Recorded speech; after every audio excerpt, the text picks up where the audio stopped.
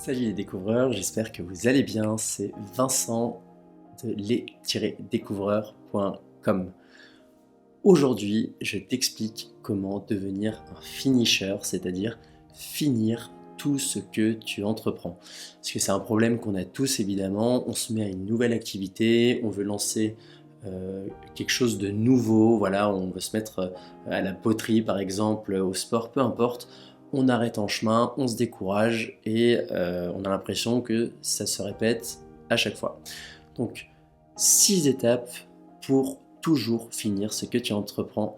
La première étape, c'est d'avoir un pourquoi hyper fort. C'est d'avoir en fait une vraie volonté, un vrai objectif à ce que tu vas entreprendre. S'il n'y a pas quelque chose de fort, de suffisamment fort pour te faire tenir sur la durée, ou quand tu vas commencer à faire face à de l'adversité, tu vas moins progresser, ou tu vas être fatigué, tu vas avoir des gens peut-être qui vont te dire non si tu dois solliciter d'autres personnes, tu vas pas toujours avoir les faveurs de tout le monde.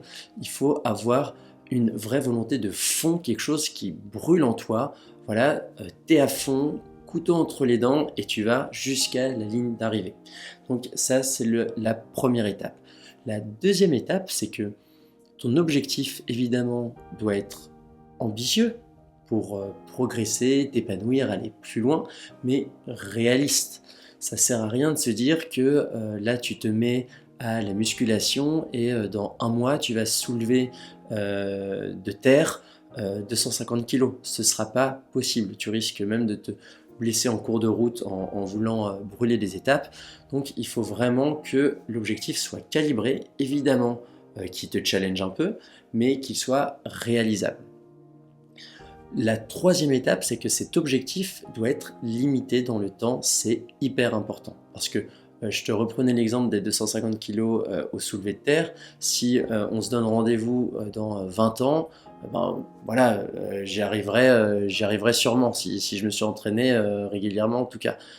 Pour que ce soit challengeant et d'ailleurs progresser peut-être de manière un peu plus intéressante, ça peut être plus sympa de se le mettre à 1 an, 2 ans plutôt que dans 20 ans. Ça marche avec n'importe quel objectif, c'est juste que si on n'a pas de deadline, de date à laquelle on est censé mesurer l'avant, l'après, c'est compliqué. La quatrième étape, ça va être de séquencer, c'est-à-dire de mettre justement des étapes intermédiaires. C'est de se dire, ok, mon objectif est à 1 an par exemple, mais chaque mois, où est-ce qu'il faut que j'en sois? Voire chaque semaine, voire chaque jour. Là, on commence à rentrer dans le détail. Il ne faut pas non plus que ça devienne une usine à gaz en termes d'organisation. Mais voilà, avoir un peu des points d'étape intermédiaires, comme un alpiniste qui gravit un sommet, il ne va pas le faire en 1 heure. Ce qu'il faut garder en tête également, c'est qu'il va falloir se faciliter le passage à l'action et savoir quoi faire. C'est que globalement, si par exemple, je reprends le point, l'objectif du sport, je veux progresser, il faut que chaque semaine, j'ai en tête le mini-objectif de la semaine que je cherche à atteindre.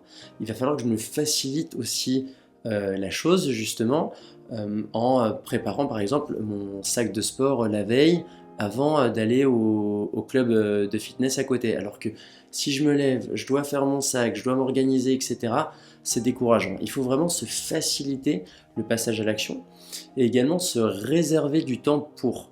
C'est-à-dire que si je me dis que je veux progresser en musculation et qu'en fin de compte, voilà, j'y vais quand j'ai le temps chaque semaine, ça ne marchera pas. Il y a plein de séances qui vont passer à l'as. Ça marche pour n'importe quel type de progrès que vous envisagez. Donc il va falloir se réserver du temps. Enfin, la dernière étape hyper importante, c'est que tu ne commences pas un autre projet avant d'avoir fini celui-ci. Tu t'es inscrit à un cours de théâtre, tu veux progresser en élocution, voilà, même faire un spectacle de fin d'année, peu importe, c'est ton objectif. Ne t'inscris pas au foot ou à autre chose avant d'avoir atteint ce résultat-là. Ou en tout cas, sois sûr de pouvoir mettre l'énergie et le temps qu'il faut avant de t'inscrire au foot et ne pas te disperser. Parce que ça aussi, c'est une excuse qu'on se donne souvent. On commence quelque chose, on ne le finit pas.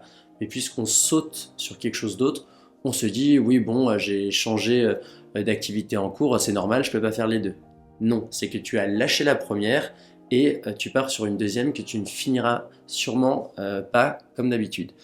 Donc voilà les différentes étapes que je te conseille de suivre pour justement toujours finir, concrétiser ce que tu entreprends. Donc n'hésite pas à me partager si tu as essayé, si tu as eu des résultats avec cette technique. Et moi je te dis à très bientôt.